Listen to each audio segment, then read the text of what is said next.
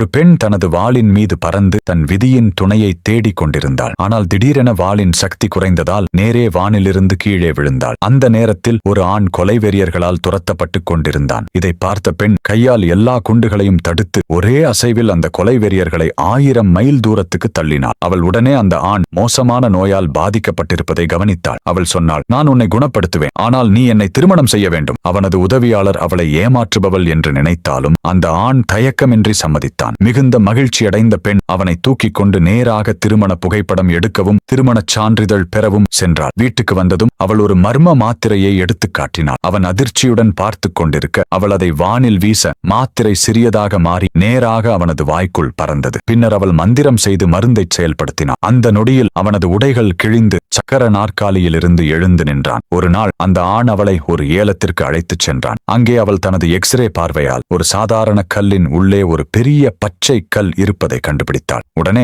$100 million கொடுத்து அந்த கல்லை வாங்கினாள். கூட்டம் முழுவதும் இவ்வளவு பணம் ஒரு சாதாரண கல்லுக்கா என்று சிரித்தது. ஆனால் பெண் அமைதியாக, இப்போதே அதை வெட்டி பார்க்கலாம் என்றாள். ஒரே கையசைவில் கல்லை 2ஆக பிளந்தாள். அதிலிருந்து விலைமதிப்புள்ள பச்சை கல் வெளிவந்தது. அதை பார்த்த கூட்டம் முழுவதும் மொழி இழந்து போனது.